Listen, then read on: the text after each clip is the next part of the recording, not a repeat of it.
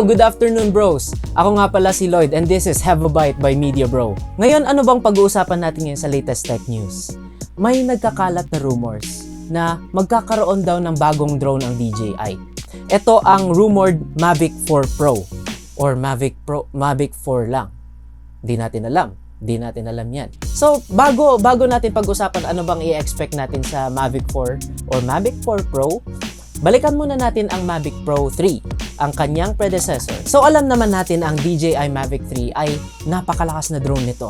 Sa kanyang camera pa lang na Hasselblad at 4/3 na CMOS sensor na may 20 megapixels at 12-bit RAW image. Capable na siya sa low light at napaka-sharp na images. Meron rin itong 12.8 stops na nakakakuha ng mga most vibrant colors, most sharp images. So imagine nyo yun. Ano na lang kaya ang magiging specifications ng ating bagong DJI Mavic 4 or Mavic 4 Pro. So pag-uusapan naman natin ang DJI Mavic 3 flight performance. Ang Mavic 3 Pro ay may flight time ng 46 minutes kung walang hangin. Para sa mas mahabang pag-explore at pagkuha ng mga litrato, ang O3 Plus transmission system nito ay may maximum range na 9.3 miles or 15 kilometers para manatili ang connection ng inyong controller sa drone. Gumagamit din ang Mavic 3 Pro ng forward, backward, and downward obstacle avoidance para mas lumipad ka ng may tiwala at siguradong hindi mababangga sa mga obstacle kung sakali mang nagkakaroon ng obstacle. For the other specs, ang DJI Mavic Pro 3 ay nagtitimbang ng 895 grams. May support din siya ng D-Log, D-Log-M at HLG para sa post-processing options kagaya ng color grading. So ano kaya i-expect natin sa DJI Mavic 4 or Mavic 4 Pro? Since rumors pa lang ito, wala pa tayong kasiguraduhan ano pa yung madadagdagan ni DJI sa mga specifications at features nito. For the first one, siguro ang i-expect nating lahat ay mas magaang drone or mas mobile.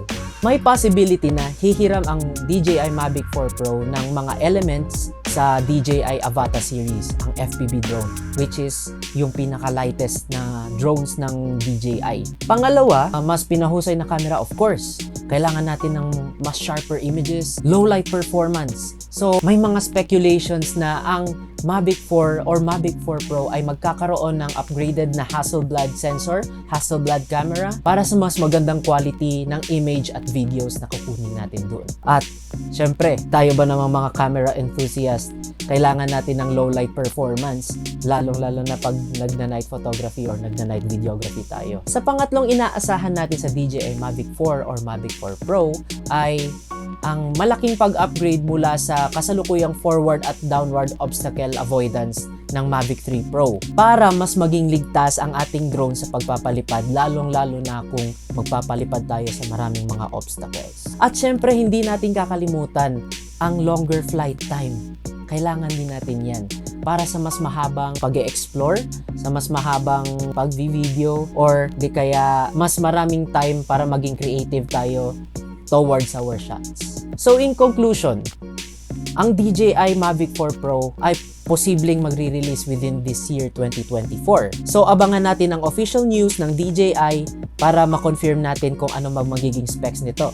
So that is it for today. Salamat sa pagsusubaybay. Paki-like and follow po ang aming social media at My Media Bro. Ako po si Lloyd and this is Have a Bite by Media Bro.